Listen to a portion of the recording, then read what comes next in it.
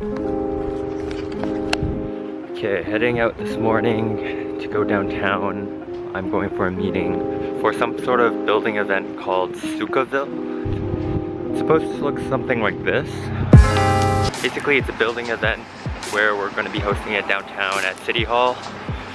And it seems like a pretty interesting thing. Also, today's finally cold enough for me to wear my scarf again. So I am, since I haven't washed it yet and put it away for the season. Heading downtown now. Ended up being 20 minutes late. That's not good. Subway took too long. It took like an extra 15 minutes.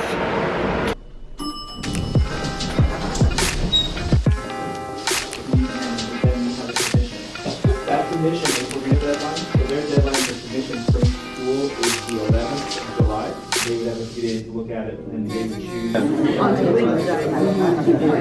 will do that. And if that is, I'm bringing some interior design students on your team. you can be honest, okay?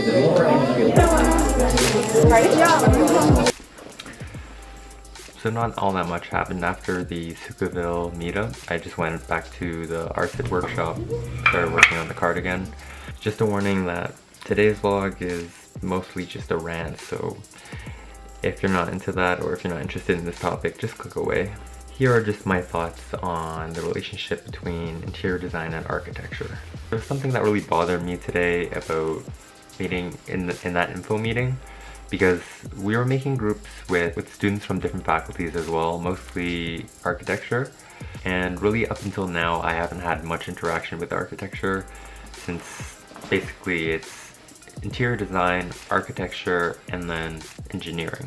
Most of my projects have just been solely with interior design students, so I thought it'd be kind of nice to meet some architecture students, maybe do a project with them. Now, in this vlog, I wanted to talk about the relationship between architecture and interior design. I've heard a lot of bad things about the relationship between architecture and interior design. Apparently there was a lot of beef between interior design and architecture for absolutely no reason. I'm not trying to generalize, this is just from what I've heard from other people. But students in my program talk about this widely whenever they have an experience in the architecture workshop. So whenever it's crunch time and everyone's working on their projects, people tend to outsource to different workshops because their own workspace has been occupied by the other students that are trying to complete their project. So a lot of the times architecture students will go to the interior design workshop, and sometimes interior design students come over to the architecture workshop. And I want to use their resources because they have the full size of wood and we don't. We have to order it. And they can come over here and use all of our stuff, and we never get to. During DFZ hours? No, during regular hours. Yeah, during regular hours, interior design does not accept architecture students, and architecture students don't accept interior They design. still come over here. And where? And Adrian lets them?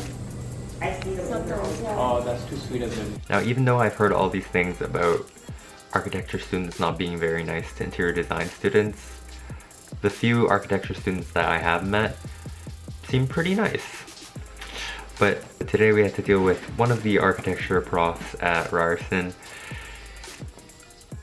Not gonna lie, he was a dick. I'm not saying this blatantly just because I'm hurt or anything, but the way he implied the incompetence of all interior design students, he laughed at the idea of us wanting to collaborate with the architecture students. Now this was bad for two reasons.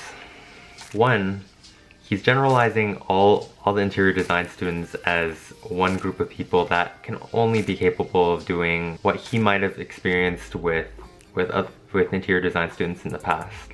But you can't do that because you're working with an entire number of people. I think that it's better to be open-minded with working with other people because everyone will have something different to bring to the table rather than just working with the same people over again.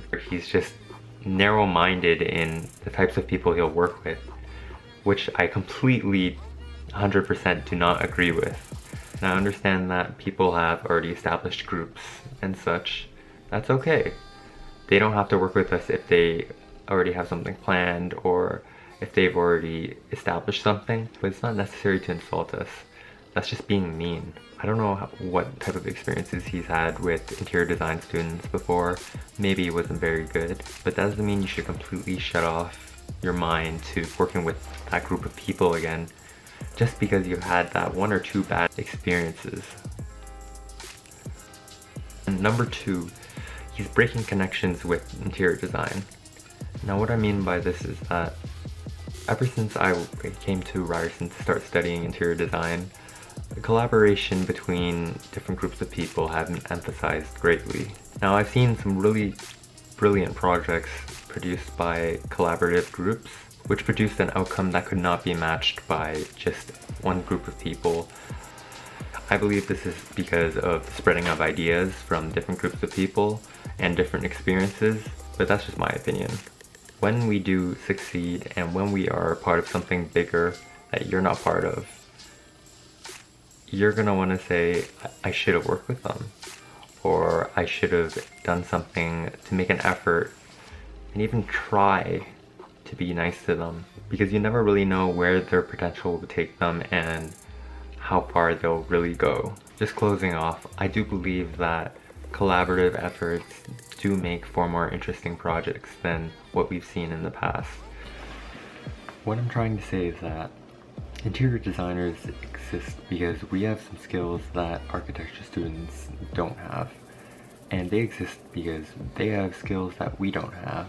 And especially in a creative field such as this, it's important that people collaborate together because everyone has different ideas they can contribute.